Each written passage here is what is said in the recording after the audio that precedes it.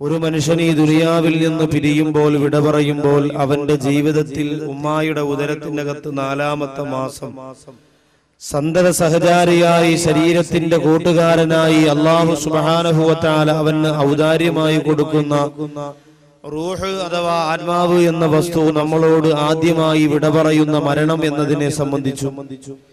അങ്ങനെ ആ റൂഹ് നമ്മുടെ കണ്ണുകളിലൂടെ ഊരിയെടുത്ത് റൂഹ് ഉയർന്നു പോകപ്പെടുമ്പോൾ ഇന്ന റൂഹ തബിഉൽ ബസറ, നമ്മുടെ 2 കണ്ണുകൾ ആ റൂഹിനെ ഇങ്ങനെ നോക്കി നിൽക്കുമെന്നും അതുകൊണ്ടാണ് കണ്ണ് പുറത്തേക്ക് തള്ളി വരുന്നത് എന്നും, ആ റൂഹ് അങ്ങനെ പിരിഞ്ഞു കഴിഞ്ഞാൽ 10 സ്ഥലങ്ങളിൽ ആ റൂഹ് മാറി നിന്നുകൊണ്ട് മയ്യത്ത് പരിപാലനത്തിനു വേണ്ടി വന്നവരെയും മരണവീട്ടിൽ സഹായിക്കാനും മറ്റുള്ളവരെ സാന്ത്വനപ്പെടുത്തുവാനും വന്ന ബന്ധുക്കളെയും കുടുംബക്കാരെയും കൂട്ടുകാരെയും നോക്കിയിട്ട് ആ മയ്യത്ത് വിളിച്ചു പറയും, അല്ലെങ്കിൽ ആ റൂഹ് വിളിച്ചു പറയും എന്ന വിഷയത്തെ ആസ്പദമാക്കിയാണ് നാം ഇന്നലെ 5 സമയങ്ങളെ കുറിച്ച് നാം പറഞ്ഞു.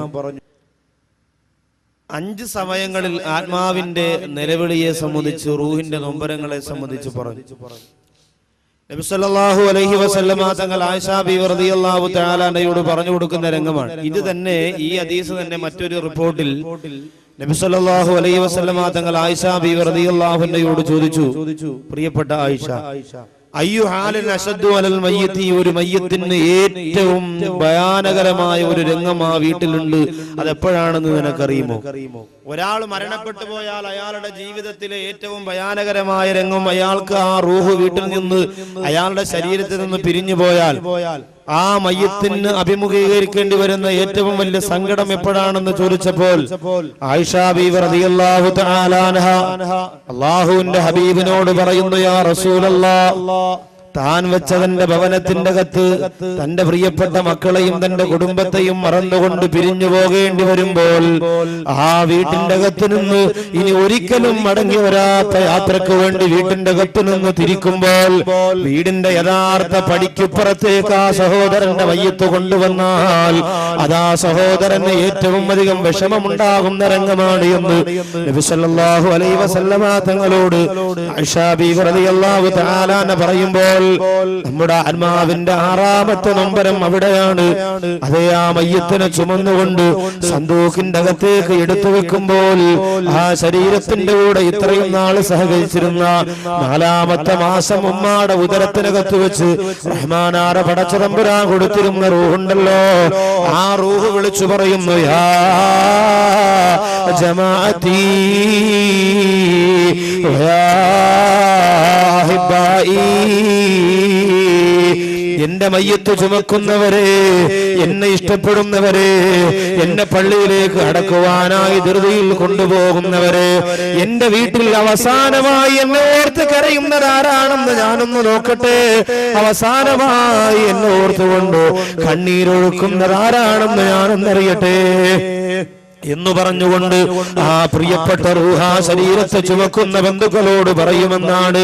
എന്റെ വീട്ടിന്റെ അകത്തിരുന്ന എന്റെ ഭാര്യയാണോ, എന്റെ ജീവനക്കാർ ഇഷ്ടപ്പെട്ടിരുന്ന എന്റെ മക്കളാണോ, എന്റെ സമ്പാദ്യം കൊണ്ട് ജീവിതത്തിൽ സന്തോഷിച്ചിരുന്ന എന്റെ ഉമ്മയാണോ, എന്റെ ഉപ്പയാണോ, എന്റെ കൂട്ടുകാരാണോ, ആരാണ് അവസാനമായി ഞാൻ ഈ വീട്ടിന്റെ അകത്ത് നിന്ന് ഒരിക്കലും മടങ്ങി വരാത്ത യാത്രക്ക് വേണ്ടി തിരിക്കുമ്പോൾ അവസാനമായി കരയുന്നത് ആരാണെന്നറിയാൻ ഒന്ന് പതുക്കെ കൊണ്ടുപോകുമോ, ഞാനൊന്ന് ശ്രദ്ധിക്കട്ടെ എന്ന് 6-ാമതാ റൂഹ് വിളിച്ചു പറയുമെന്ന് നബിയുനാ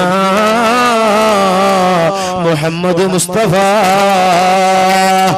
സല്ലല്ലാഹു അലൈഹി വസല്ലമ തങ്ങൾ പറയുകയാണ്, എന്റെ പ്രിയപ്പെട്ട സഹോദരങ്ങളെ, അതുകൊണ്ട് മരണ വീട്ടിൽ നിങ്ങൾ കരയണം എന്നതിന് അർത്ഥമില്ല, മറിച്ച് എന്നെ ഓർത്തുകൊണ്ട്, എന്റെ വിടവാങ്ങൽ ഓർത്തുകൊണ്ട്, ഞാൻ പിരിയുന്നതറിഞ്ഞുകൊണ്ട് ഇനി ഒരിക്കലും എന്റെ വീട്ടിലേക്ക് ഞാൻ മടങ്ങി വരൂല എന്ന് മനസ്സിലാക്കിയ എന്റെ ബന്ധുക്കളിൽ ആരാണ് അവസാനമായി എന്നെ കൊണ്ടുപോകുമ്പോൾ മനസ്സ് നൊമ്പരപ്പെടുന്നത്, അവരുടെ സ്നേഹത്തിന്റെ ആഴം ഞാനെന്നറിയട്ടെ എന്ന് പറഞ്ഞുകൊണ്ട് ആ റൂഹ് പ്രതീക്ഷയോടെ കാത്തിരിക്കുമെന്നാണ്. ഇന്ന് മരണവീടുകളിലെ രംഗങ്ങൾ എന്താണ്? എന്റെ പ്രിയപ്പെട്ടവരെ, മരണവീടുകളിൽ കരയാൻ വേണ്ടി മാത്രം ഹൈന്ദവ മതത്തിലെ സമുദായത്തിലെ സഹോദരിമാരെ പോലെ കരയാൻ വേണ്ടി മാത്രം ഒരു വിഭാഗം ജനിച്ചിരിക്കുന്നു. കരയാൻ വേണ്ടി മാത്രം. നമ്മൾ ആലോചിക്കണം, ഈ കരച്ചിൽ എന്ന് പറയുന്നത് എല്ലാവർക്കും അല്ലാഹു സുബ്ഹാനഹു വ തആല കൊടുത്തിട്ടുള്ളതാണ്. ചിരി എന്ന് പറയുന്നത് മനുഷ്യന് മാത്രമേ കൊടുത്തുള്ളൂ. ലോകത്ത് ചിരിക്കാനുള്ള കഴിവ് അല്ലാഹു മനുഷ്യന് മാത്രമേ കൊടുത്തിട്ടുള്ളൂ. വേറെ ഒരു ജീവജാലങ്ങളും ലോകത്ത് ഇന്ന് വരെ ചിരിച്ചിട്ടില്ല, ഇനി ചിരിക്കുകയും. എപ്പോൾ ചിരിക്കണം, എങ്ങനെ കരയണം എന്ന വിഷയത്തിൽ ഒരു ദിവസം ചിരിയും ഒരു ദിവസം കരച്ചിലുമാണ്. പക്ഷെ അത് പോരുവഴിയിലൊക്കെ ഇപ്പോൾ ഉടനെ വാതുണ്ട്, ആ സമയത്തൊക്കെ ആ വിഷയം നമുക്ക് ചർച്ച ചെയ്യാം. അപ്പൊ ഏതായാലും കരയുന്നതിന് ഒരുപാട് പ്രതിഫലമുണ്ട്. അള്ളാഹുവിനെ ഓർത്ത് കരയുന്നതിനും ഖുർആൻ ഓതി കരയുന്നതിനും നിസ്കരിക്കുമ്പോൾ കരയുന്നതിനും ഒക്കെ അള്ളാഹുവിന്റെ മുന്നിൽ ഒരുപാട് പുണ്യമുണ്ട്. പിന്നെ ദുആ ചെയ്യുമ്പോൾ കണ്ണീരൊഴുക്കുക, കരച്ചിൽ വന്നില്ലെങ്കിൽ നിങ്ങൾ കരയുന്നത് പോലെ അഭിനയിക്കുക എന്നുവരെ നബി സല്ലല്ലാഹു അലൈഹി വസല്ലം തങ്ങൾ പറഞ്ഞു. സഹോദരിമാരൊക്കെ പഴയ കാലത്തുള്ള ഉമ്മമാരൊക്കെ യാസീൻ ഓതുമ്പോൾ കരയാറുണ്ട്. ഓതുന്നത് തെറ്റാണെങ്കിൽ ഓതി തീരുമ്പോൾ അവർ കരയാസീൻ ഇങ്ങനെ നീട്ടി വെച്ചിട്ട് പിന്നെ ദുഃഖമാണ്. പിന്നെ വൽ ഖുർആനിലൊക്കെ ഇങ്ങനെ സങ്കടത്തോട് സങ്കടമാണ്. പിന്നെ ഇങ്ങനെ പറഞ്ഞു അവസാനം വൈലൈഹി തുർജഊൻ മൂക്ക് ഇങ്ങനെ പിടിച്ച് മുസല്ല വെക്കുന്നത് കാണും. ഇത് കരച്ചിൽ അവർക്ക് ആയത്തിന്റെ അർത്ഥത്തെ കുറിച്ച് ചിന്തിച്ചുകൊണ്ടോ അതല്ലെങ്കിൽ യാസീൻ സൂറത്ത് എന്ന് പറയുന്നത് വലിയ ദൂരമുള്ള സംഭവമാണ് എന്നതുകൊണ്ടൊന്നുമല്ല. അവരിങ്ങനെ ഓതിക്കൊണ്ടിരിക്കുമ്പോൾ അവർക്ക് ജീവിതത്തിന്റെ പല കാര്യങ്ങളും ഓർമ്മ വരികയാണ്. ആ സങ്കടമുള്ള പല കാര്യങ്ങളും മനസ്സിൽ ചിന്തിച്ച് പഴയ കാലത്തുള്ള എന്റെ പ്രിയപ്പെട്ട സഹോദരിമാർ കരയുമായിരുന്നു. അതുപോലെ എന്റെ പ്രിയപ്പെട്ടവരെ, കണ്ണുനീരിന് അള്ളാഹുവിന്റെ ദീനിൽ വിലയുണ്ട്. നാളെ പരലോകത്ത് അള്ളാഹുവിന്റെ കോടതിയിൽ മീസാൻ എന്ന ത്രാസിൽ നമ്മുടെ കണ്ണുനീര് തൂക്കി നോക്കുമെന്നാണ്.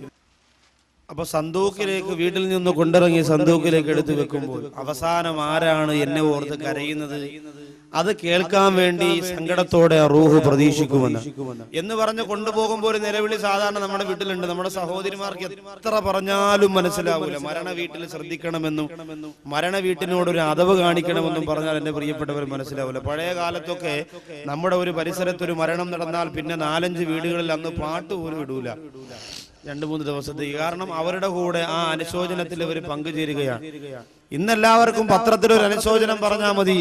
ആരെങ്കിലും മരണപ്പെട്ടാൽ ആ പോസ്റ്റർ കൊണ്ടുവന്ന് വാഹനത്തിന്റെ മുമ്പിലും ഓരോ പോസ്റ്റിന്റെ മുന്നിലും കൊണ്ട് ഒട്ടിച്ചു വെച്ചിട്ട് ഞങ്ങളുടെ പ്രിയ കൂട്ടുകാരന് ആദരാഞ്ജലികൾ എന്ന് എഴുതി ഒട്ടിക്കുന്നതോടുകൂടി അതിനോടുള്ള എല്ലാ അതവും മര്യാദയും കഴിഞ്ഞു എന്നാണ്.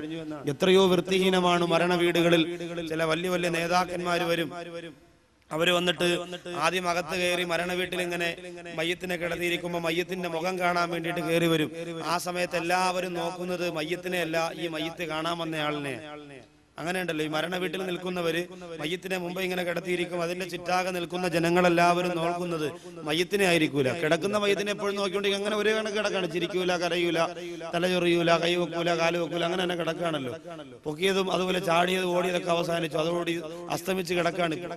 അതുകൊണ്ട് ആ മയ്യത്തിന്റെ 4 ഭാഗത്തും ഇങ്ങനെ നോക്കിക്കൊണ്ട് നിൽക്കുമെങ്കിലും മയ്യത്തിനെ അല്ല നോക്കുന്നത്, കാണാൻ വരുന്നവരെല്ലാവരും ഇങ്ങനെ നോക്കുകയാണ്. സഹോദരിമാർ ചോദിക്കും, ആലുവയിലുള്ള പെങ്ങള് വന്നായിരുന്നു. പെങ്ങള് വരുമ്പോ ഇവിടെ 5-6 നെഞ്ചിടിയും ഒക്കെ നടക്കും, ഇവിടെ 5-6 സ്വത്തിന്റെ പേരിലൊക്കെ അടി നടക്കും. ഇതൊക്കെ പറഞ്ഞിട്ട് ഇങ്ങനെ നോക്കാൻ, മയ്യത്തിനെ അല്ല നോക്കുക, മയ്യത്ത് കാണാൻ വരുന്നവരെ. അപ്പൊ ചില മിടുക്കന്മാർ ഈ മയ്യത്തിനെ കാണാൻ വരുമ്പോൾ ആൾക്കാരൊക്കെ എന്നെ ശ്രദ്ധിക്കുകയാണല്ലോ എന്ന് പറഞ്ഞുകൊണ്ട് വളരെ സ്ലോ മോഷനിലൊക്കെയാണ് കയറി വരിക. വന്നിട്ട് മയ്യത്തിന്റെ അടുത്ത് വന്ന് നിൽക്കുകയും ഭാവപ്രകടനങ്ങളൊക്കെ നടത്തുകയും ഒക്കെ ചെയ്ത് കഴിഞ്ഞിട്ട് വീടിന്റെ ഫ്രണ്ടിൽ, ആ മരണ വീടിന്റെ ഫ്രണ്ടിൽ ഒരു ചാലകസേര എടുത്തിട്ട് ഒരു കാല് മറ്റേ കാലിന്റെ മുകളിൽ കയറ്റിവെച്ച് ഒരു സിഗരറ്റും കൊളുത്തി കയ്യിലേക്ക് വെച്ചിട്ട് എപ്പോഴായിരുന്നു മരണം, എന്തായിരുന്നു എന്നൊക്കെ ചോദിച്ചിങ്ങനെ വീടിന്റെ മുമ്പിലിരുന്നു കൊണ്ട് എന്റെ പ്രിയപ്പെട്ടവരെയും മരണ വീട്ടിന്റെ ഏറ്റവും വലിയ മിടുക്കനാകാൻ ശ്രമം നടത്തുമ്പോൾ ഞാനും നിങ്ങളും അറിയാത്ത ഒരു കാര്യമുണ്ട്. ഈ വീടിന്റെ മുമ്പിൽ കിടത്തിയിരിക്കുന്ന മനുഷ്യൻ ബർസഖ് ജീവിതത്തിന് തുടക്കം കുറിച്ചിരിക്കുകയാണ്. അല്ലാഹു നിശ്ചയിച്ച ദുനിയാവിന്റെ സമയം കഴിഞ്ഞതുകൊണ്ട് ആ സഹോദരനെ ഇതാ അല്ലാഹുവിന്റെ പള്ളിപ്പറമ്പിൽ, പള്ളിയുടെ പരിസരത്തുള്ള കാടുകൾക്കിടയിൽ കുഴിക്കപ്പെട്ട പച്ചമണ്ണാകുന്ന 6 മണ്ണിന്റെ കത്തളത്ത് എല്ലാ സന്തോഷങ്ങൾക്കും പരിമുറുക്കങ്ങൾക്കും അവസാനം കുറിച്ചുകൊണ്ട് അതാ ആഖിറലോകത്തിന് തുടക്കം കുറിച്ച് ിലേക്ക് യാത്ര തിരിക്കുമ്പോൾ ആ സഹോദരന്റെ നൊമ്പരമറിയാ, ആ സഹോദരന്റെ മനസ്സിന്റെ സങ്കടമറിയാ. എന്റെ പ്രിയപ്പെട്ടവരെ ആർക്കും കഴിയുന്നില്ല. അതുകൊണ്ട് ഞാൻ ഓർമ്മിപ്പിക്കുന്ന സഹോദരിമാരെ, മരണവീടിനോട് മര്യാദ കാണിക്കണം, അതിനോട് അറിവ് കാണിക്കണം. ആ മരണ വീട്ടിൽ മര്യാദ വിട്ടുകൊണ്ട്, ആ മയ്യത്തിനോടുള്ള മര്യാദ വീടുകൊണ്ട് നമ്മൾ സംസാരിക്കാൻ പാടില്ല. ഒരുപാട് ശ്രദ്ധിക്കേണ്ട വിഷയമാണ്. സഹോദരിമാര് വെറുതെ കരയുന്നവരുണ്ട്. വലിയ അശുദ്ധിയുള്ള സ്ത്രീയാണെങ്കിൽ പോലും മരണ വീട്ടിൽ നിന്ന് ഖുർആൻ എടുത്തു വെച്ച് ജനങ്ങൾ 10 പേര് നോക്കി നിൽക്കല്ലേ, എങ്ങനെ ഞാൻ ഖുർആൻ ഓതാതിരിക്കുമെന്ന് പറഞ്ഞിട്ട് അശുദ്ധിയുള്ള പെണ്ണ് പോലും ജനങ്ങളുടെ സിമ്പതിക്ക് വേണ്ടി ഖുർആൻ ഓതുമ്പോൾ ആ മയ്യത്തിന്റെ നമ്പരം എവിടെയെന്നറിയോ? പള്ളിപ്പറമ്പിൽ ആ മയ്യത്തിന് കിടക്കാൻ വേണ്ടിയിട്ട് ഒഴിക്കുന്ന ഖബറിന്റെ ഓരോ വെട്ടുകൊള്ളുന്നതും ഈ മയ്യത്തിന്റെ നെഞ്ചിലാണ്. സങ്കടത്തോടെ പ്രയാസത്തോടെയാണ് ആ മയ്യത്ത് കിടക്കുന്നത്. എന്നെ കുളിപ്പിച്ചു കഴിഞ്ഞല്ലോ, എന്നെ പൊതിഞ്ഞു കഴിഞ്ഞല്ലോ, ഇതാ സന്തൂക്ക് കൊണ്ടുവന്നു, അതിന്റെ മുകളിലേക്ക് എടുത്തു വെക്കാൻ പോകുന്നു. ലാ ഇലാഹ ഇല്ലല്ലാഹ് എന്ന് പറഞ്ഞുകൊണ്ട് ആ മയ്യത്തിനെ ഇതാ പള്ളിപ്പറമ്പിലേക്ക് കൊണ്ടുപോകാൻ പോകുമ്പോൾ 6ാമത്തെ റൂഹിന്റെ നൊമ്പരം അപ്പോഴാണ് പുറപ്പെടുന്നത് എന്ന് നബിയുനാ മുഹമ്മദ് മുസ്തഫ സല്ലല്ലാഹു അലൈഹി വസല്ലമ തങ്ങൾ പഠിപ്പിക്കുമ്പോൾ, സഹോദരിമാരെ, മരണ വീട്ടിലേക്ക് നിങ്ങൾ പോകുന്നത് നല്ലത് തന്നെയാണ്. ഒരു മരണ വീട്ടിലേക്ക് ചെന്നാൽ നിങ്ങൾ ആദ്യം ചെയ്യേണ്ടത് എന്താണ് പ്രിയപ്പെട്ടവരെ? മയ്യത്തിന്റെ ബന്ധുക്കളെ കാണുക എന്നതാണ്. ഭർത്താവാണ് മരിച്ചുപോയതെങ്കിൽ അയൽവാസികളായ സഹോദരിമാര് ചെന്നിട്ട് ആ ഭർത്താവിന്റെ ഭാര്യയെ കാണണം. എന്നിട്ട് അവരെ സമാധാനിപ്പിക്കണം. അവരെ ഈ അള്ളാഹുവിന്റെ വിധിയിൽ ക്ഷമിക്കാൻ പറഞ്ഞു കൊടുക്കണം. ഭക്ഷണം കഴിക്കാറ്, വെള്ളം കുടിക്കാറ് തളർന്നു കിടക്കുന്നവരാണവരെങ്കിൽ അവർക്ക് സമാധാനം പറഞ്ഞു കൊടുക്കണം. ഇതാണ് ഏറ്റവും വലിയ ജീവിച്ചിരിക്കുന്നവരുടെ ബാധ്യത. അല്ലാതെ എപ്പോഴും മയ്യത്തിന്റെ മുമ്പ് പോയി ഒരു ഖുർആനും ഇങ്ങനെ കയ്യിൽ വെച്ചുകൊണ്ട് ആണുങ്ങൾക്ക് വരാൻ വയ്യ, പൊതിയാൻ വയ്യ, പള്ളിപ്പറമ്പിലേക്ക് മയ്യത്ത് കൊണ്ടുപോകാൻ വയ്യ, ആ ഒരു അവസ്ഥയ്ക്ക് തടസ്സം സൃഷ്ടിച്ചുകൊണ്ട് നിൽക്കാൻ പാടില്ല. മാത്രമല്ല സഹോദരിമാരെ, എത്ര മരണം നടന്നു കഴിഞ്ഞാലും, എത്ര ബുദ്ധിമുട്ട് ലോകത്ത് സംഭവിച്ചു കഴിഞ്ഞാലും ക്ഷമിക്കാൻ ഇസ്ലാം പറയുന്നു എങ്കിലും നമ്മളെ കൊണ്ട് വലിയ ബുദ്ധിമുട്ടുള്ള കാര്യമാണ്. ഏറ്റവും വലിയ സ്നേഹം നിങ്ങൾക്ക് തന്നിരുന്ന ഭർത്താവ് മരിക്കുമ്പോഴോ, നിങ്ങളുടെ മക്കൾ മരിക്കുമ്പോഴോ, നിങ്ങളുടെ കുടുംബക്കാർ മരിക്കുമ്പോഴോ ക്ഷമിക്കണമെന്ന് ഉസ്താദുമാർക്ക് പറയാനല്ലാതെ അവർക്ക് ക്ഷമിക്കാൻ കഴിയണമെന്നില്ല. കാരണം എന്താ? ജീവിതത്തിന്റെ എല്ലാ സമയങ്ങളും മക്കൾക്ക് വേണ്ടി ചെലവഴിച്ച് ജീവിതത്തിന്റെ ഒട്ടുമിക്ക ഭാഗങ്ങളും ആ കുടുംബത്തിന് വേണ്ടി വിനിയോഗിച്ച് അവസാനം ആ സ്നേഹം തന്ന കുടുംബനാഥൻ വിടവാങ്ങുമ്പോ ആ വിടവാങ്ങൽ മനസ്സുകൊണ്ട് പൊട്ടിക്കരയുന്ന എന്റെ പ്രിയപ്പെട്ട സഹോദരിമാരെ, ലോകം ഏറ്റവും അധികം കരഞ്ഞു പോരാ, ലോകം ഏറ്റവും അധികം സങ്കടപ്പെട്ടു പോരാ, ലോകം പോലും കിടുകിടാ വിറച്ചുപോയ രംഗമാണല്ലോ ലോകത്തിലൊന്ന് ഹബീബായ നബി മുഹമ്മദ് മുസ്തഫ സല്ലല്ലാഹു അലൈഹി വസല്ലമ തങ്ങൾ വിട പറഞ്ഞു പോയത്. അത് ഈ സമുദായം ക്ഷമിച്ചില്ലേ? ഈ സമുദായത്തിലെ പ്രവാചകന്റെ പ്രിയപ്പെട്ട സ്നേഹിതന്മാരാരാ സഹാബത്ത് ശ്രമിച്ചില്ലേ? അവിടെ മനസ്സുരുകി പോയിട്ട് പോലും, തളർന്നു പോയിട്ട് പോലും ക്ഷമയോടെ കരുത്തോടെ അള്ളാന്റെ ഹബീബിന്റെ വഫാത്തിനെ അഭിമുഖീകരിച്ചില്ലേ? ഭ്രാന്ത് പിടിച്ചവനെ പോലെ അലഞ്ഞു തിരിഞ്ഞ് വന്ന ഉമർ ഇബ്നുൽ ഖത്താബ് റളിയല്ലാഹു തആല അൻഹു, അബൂബക്കർ സിദ്ദീഖ് റളിയല്ലാഹു തആല അൻഹുവിന്റെ ക്ഷമയുടെ വാക്ക് കേട്ടുകൊണ്ട് മനസ്സിന് സമാധാനം കണ്ടെത്തി പോയിയെങ്കിൽ, എന്റെ സഹോദരിമാരെ, നമ്മളാരും ഭർത്താവ് മരിച്ചു എന്ന് പറഞ്ഞുകൊണ്ട് ചില സഹോദരിമാര് വിചാരിക്കും അന്ന് തലമറയ്ക്കണ്ട, അന്ന് നല്ലതുപോലെ ഡ്രസ്സ് ധരിക്കണ്ട. എത്രയോ മരണ വീട്ടിൽ ഭർത്താവ് മരിച്ചു കിടക്കുമ്പോൾ ശരീരത്തിന്റെ നഗ്നത തുറന്നിട്ടുകൊണ്ട് മയ്യത്തിന്റെ മുമ്പ് വന്നുകൊണ്ട് നെഞ്ചത്തടിച്ച് വിളിക്കുന്ന പെണ്ണേ, നിന്റെ ഭർത്താവ് ചെയ്ത അമലുമായി ഭർത്താവ് പോയി, എന്തിനാണ് മോളെ ആ ഭർത്താവിന് അദാബ് വാങ്ങിക്കൊടുക്കുന്നത്? സ്നേഹമുള്ളവളാണ് നീയെങ്കില്, ഭർത്താവിന്റെ പരലോകം രക്ഷപ്പെടണമെന്ന് കൊതിക്കുന്നവളാണ് നീയെങ്കില് മാറപ്പിടിച്ച് അട്ടഹസിക്കല്ല പെണ്ണേ. അത് ഹൈന്ദവരുടെ ആചാരമാണ്. അവരുടെ വീടുകളിൽ ഹൈന്ദവരുടെ, നമ്മുടെ ഈ പരിസരത്തൊക്കെ ഉണ്ട് വീടുകളിൽ ഇതിനു വേണ്ടി മാത്രം നമ്മൾ നിബിദിനത്തിന്റെ ഫുട്ട് പിന്നെ കളിക്കാൻ വേണ്ടി ടീമിനെ വിളിക്കാൻ പോകുന്ന പോലെ ഹൈന്ദവരുടെ മരണ വീടുകളിൽ നെഞ്ചത്തടിച്ച് കരയാൻ വേണ്ടി മാത്രം ടീമിനെ കാശ് കൊടുത്ത് കൊണ്ടുവരും. അവർക്ക് കരയണമെന്ന് അവരുടെ നിയമമുണ്ടെന്നാ പറയണം. പക്ഷെ നമുക്ക് അങ്ങനെയല്ല. നമ്മൾ മനസ്സിനെ പിടിച്ചു നിർത്താൻ ശ്രമിക്കും. നബി സല്ലല്ലാഹു അലൈഹി വസല്ലമ തങ്ങൾ ഏറ്റവും അധികം കരഞ്ഞത് ബഹുമാനപ്പെട്ട ഹംസ റളിയല്ലാഹു തആല അൻഹുവിന്റെ വഫാത്തിലും അതുപോലെ ഖദീജ ബിബി റളിയല്ലാഹു അൻഹയുടെ വിടവാങ്ങലിലുമാണ്. പിന്നെ ഒരുപാട് സമയങ്ങളിൽ നബി സല്ലല്ലാഹു അലൈഹി വസല്ലമ തങ്ങൾ മനസ്സിനെ പിടിച്ചു നിൽക്കുന്നത് പലർക്കും കാണാൻ കഴിഞ്ഞു എന്നാണ്. എത്രയോ സഹാബത്തിന്റെ മയ്യത്ത്, എത്രയോ സന്തത സഹചാരികളുടെ റൂഹ് പിരിഞ്ഞപ്പോൾ ബഹുമാനപ്പെട്ട നബിയുനാ മുഹമ്മദ് മുസ്തഫ സല്ലല്ലാഹു അലൈഹി വസല്ലമ തങ്ങളൊക്കെ പറഞ്ഞു കൊടുത്തു എന്നാണ്. സൈനബ് റളിയല്ലാഹു തആല അൻഹു അതുപോലെയുള്ള പ്രിയപ്പെട്ടവരൊക്കെ മരണപ്പെട്ടപ്പോൾ നബി സല്ലല്ലാഹു അലൈഹി വസല്ലമ തങ്ങളുടെ കണ്ണുനീര് എങ്ങനെ ഒഴുകി എന്ന് പോലും എന്റെ പ്രിയപ്പെട്ടവരെ ആയിഷ ബീവി റളിയല്ലാഹു അൻഹ റിപ്പോർട്ട് ചെയ്യുന്നു. നൂറുകണക്കായ ഹദീസുകളിലൂടെ പറയുമ്പോൾ നമുക്ക് കരച്ചിലൊക്കെ വരും. സംഭവം ശരിയാണ്. ഇപ്പൊ എന്റെ വീട്ടിൽ എനിക്ക് വേണ്ടപ്പെട്ടവർ മരിച്ചാൽ ഞാനും കരയും, നിങ്ങൾക്ക് വേണ്ടപ്പെട്ടവർ മരിച്ചാൽ നിങ്ങളും കരയും. പക്ഷേ ഈ കരച്ചിലിനൊരു മര്യാദയുണ്ട്. മരണ വീട്ടിൽ നെഞ്ചത്തടിച്ച് മാറത്തടിച്ച് എന്റെ മച്ച പോയേന്നും പറഞ്ഞ് രണ്ട് കൈയും കൊണ്ട് നെഞ്ചത്തൊരൊറ്റ വിളിയാ, നൈറ്റി മാക്സിയൊക്കെ വലിച്ചു കീറി ഇതാ കിടക്കും. പിന്നെ എങ്ങനെ ഈ മരണ വീട്ടിൽ നിന്ന് ചെറുപ്പക്കാർ മാറി നിൽക്കും? നിങ്ങൾ എന്താ വിചാരിച്ചത്? നിങ്ങൾ ആലോചിക്കണം എന്റെ പ്രിയപ്പെട്ടവരെ, മരണ വീടുകളിൽ നമ്മുടെ മനസ്സിന് പ്രയാസം വരുമ്പോഴും സന്തോഷം വരുമ്പോഴാണ് ഇബ്ലീസ് പെട്ടെന്ന് മനസ്സിലേക്ക് കയറുക. ഏറ്റവും അധികം സന്തോഷം വരുമ്പോഴും ഏറ്റവും അധികം സങ്കടം വരുമ്പോഴും ശപിക്കപ്പെട്ടവനാണ് ഇബ്ലീസുൽ ലഈൻ ലഅനത്തുല്ലാഹി നമ്മുടെ മനസ്സിനെ പിടിച്ചടക്കുമെന്ന്. അതുകൊണ്ട് ഒരുപാട് ശ്രദ്ധിക്കണം. അതുകൊണ്ട് തന്നെ ഇന്ന് പല സ്ഥലങ്ങളിലും കല്യാണത്തിന്റെ അന്നും നിസ്കരിക്കൂല, ആരെങ്കിലും മരിച്ചാൽ മരണത്തിന്റെ അന്ന് നിസ്കരിക്കൂല. ഈ രണ്ട് സമയം ഒഴിച്ച് ബാക്കിയുള്ള ദിവസമൊക്കെ ഭയങ്കര നിസ്കാരം. കാരണം ഈ 2 ദിവസം ഇബ്ലീസാണ് അവന് നേതൃത്വം കൊടുക്കുന്നത്. നമ്മളതിൽ പെട്ടുപോകരുത്. അതുകൊണ്ട് സഹോദരങ്ങളെ, മരണവീട്ടിലെ നെഞ്ചത്തടിയും മാറത്തടിയും ഒക്കെ നിർത്തിവെച്ചിട്ട് കരഞ്ഞോ, നിനക്ക് കരയാമതിന് മര്യാദയുണ്ട്. പക്ഷേ എന്തിനാണ് കരയേണ്ടത്? ഈ പ്രിയപ്പെട്ട മരണപ്പെട്ടു പോയ സഹോദരന്റെ ഖബറിന്റെ രക്ഷയോർത്തുകൊണ്ട് അള്ളാഹു എന്റെ പ്രിയപ്പെട്ടവനാണ്, ഭർത്താവാണ്, അതുകൊണ്ട് ആ ഭർത്താവിന്റെ ഖബർ വിശാലമാക്കി കൊടുക്കണേ റഹ്മാനെ.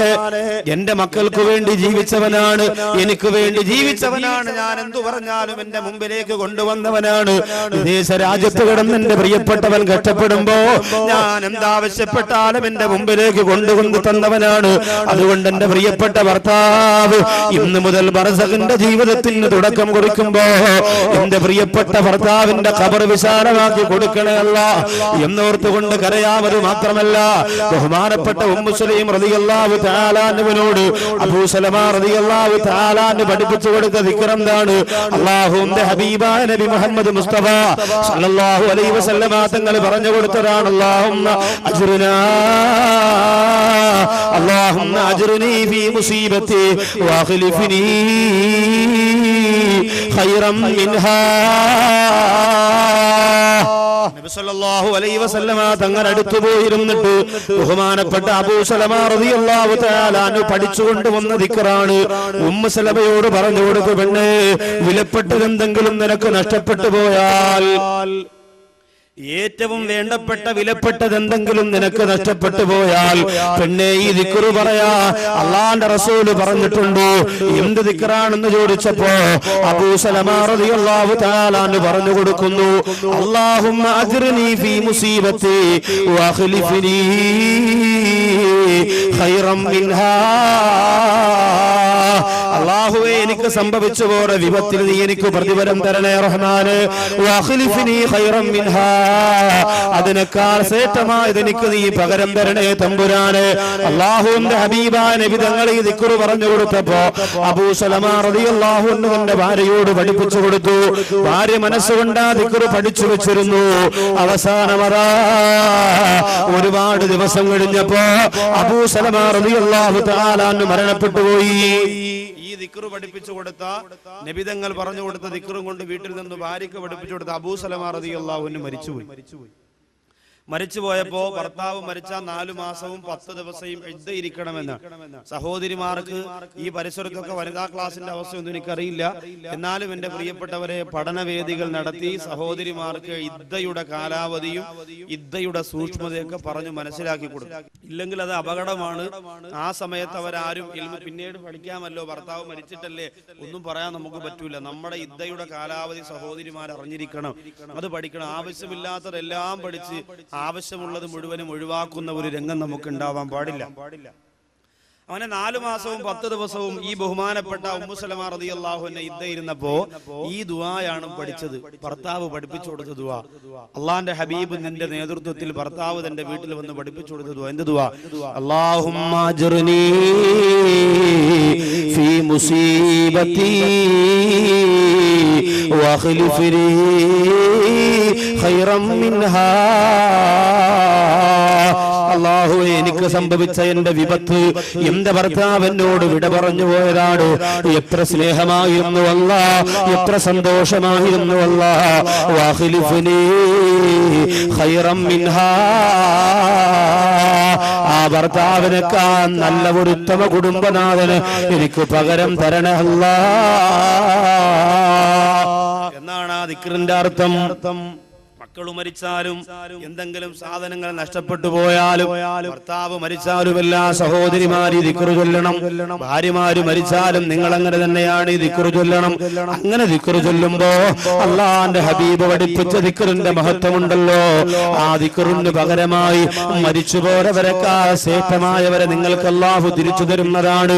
ബഹുമാനപ്പെട്ട ഉമ്മു സലമ റളിയല്ലാഹു തആല അൻഹ മനസ്സുകൊണ്ട് സഹാബത്തിനോട് പറയുന്ന, സഹാബ, എന്റെ ഭർത്താവ് മരിച്ചപ്പോ അതിനേക്കാൾ ഉത്തമനായവനെ തിരിച്ചു തരണമെന്ന് അല്ലാഹുവിന്റെ റസൂല് പഠിപ്പിച്ച ദിക്റ് ഞാൻ ചൊല്ലിയെങ്കിലും എന്റെ മനസ്സിലറിയാ, ആരാണ് ദുനിയാവിൽ അയാളെക്കാൾ ശ്രേഷ്ഠമായത്? എന്റെ ഭർത്താവിനേക്കാൾ എന്നെ സ്നേഹിച്ചവരാരുമില്ലല്ലോ, എന്റെ ഭർത്താവിനേക്കാൾ ദീനുള്ളവരാരുമില്ലല്ലോ, എന്റെ ഭർത്താവിനേക്കാൾ എന്റെ കുടുംബം പോറ്റുന്നവരാരുമില്ലല്ലോ എന്ന് ചിന്തിച്ചുകൊണ്ട് എനിക്കിനി ആരാണ് ഇതിന് പകരം വരാറുള്ളത്? ഭർത്താവിനേക്കാൾ മെച്ചമായത് ദുനിയാവിൽ വേറെ ആരുമില്ല. ഞാൻ കണ്ട മനുഷ്യരിൽ വെച്ച് ഏറ്റവും ഉത്കൃഷ്ടനാണ് അബൂസലമ. അബൂസലമ മരണപ്പെട്ടു പോയപ്പോ ഇനി അബൂസലമയ്ക്ക് പകരം ആരാണ് എനിക്ക് വരാനുള്ളത്? പക്ഷേ ഫലമംഗലത്തെ യുദ്ധത്തി ഉമ്മു സലമ റളിയല്ലാഹു അൻഹ പറയുന്നു, എന്റെ ഇദ്ദയുടെ കാലാവധി കഴിഞ്ഞപ്പോൾ ഖത്തബനി റസൂലുള്ളാഹ്, അല്ലാഹുവിന്റെ റസൂല് വിവാഹാലോചനയുമായി ചെല്ലുകയാണ്.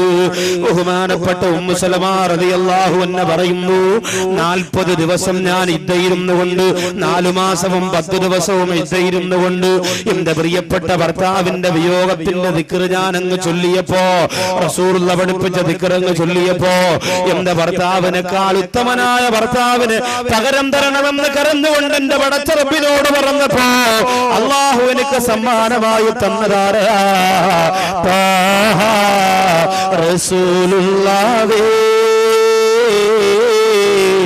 തിങ്കൾ ഹബീബുള്ളാഹേ, തൊയ്വ പദീം ജീവേ,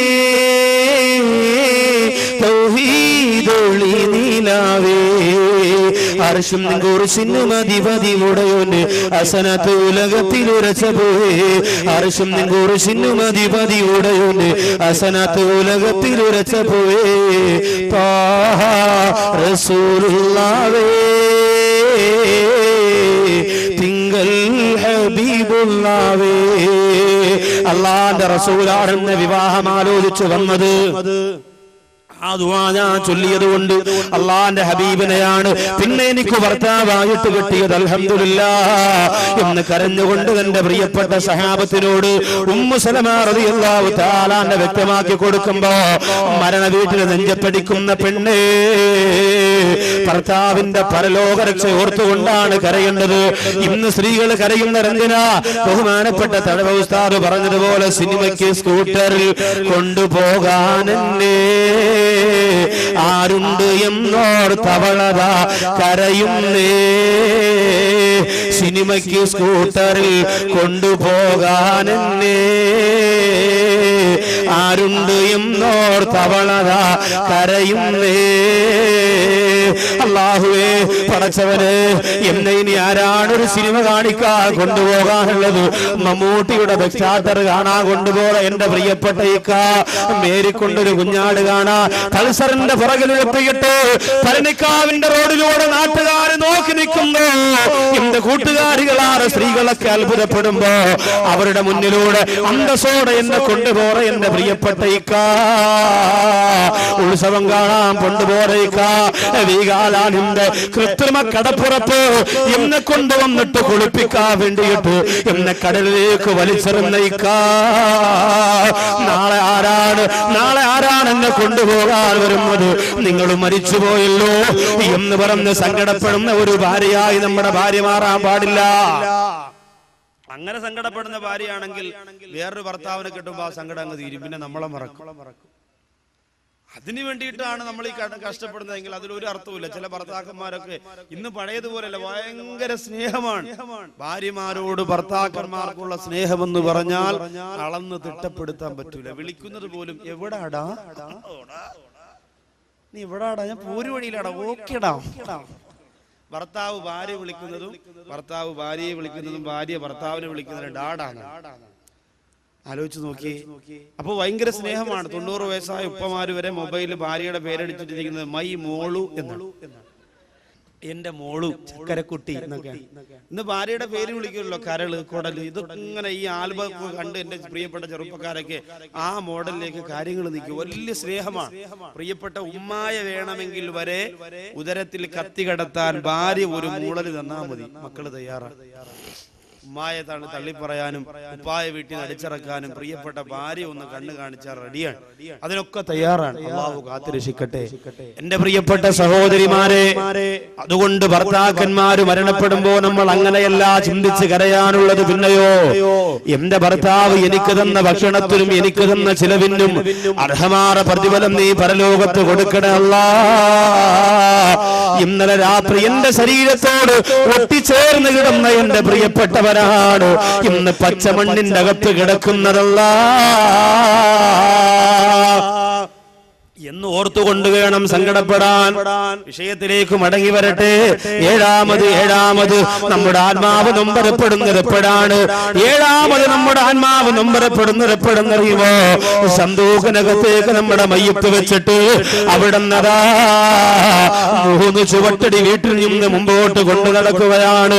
ലാ ഇലാഹ ഇല്ലല്ലാഹു ലാ ഇലാഹ ഇല്ലല്ലാഹ്.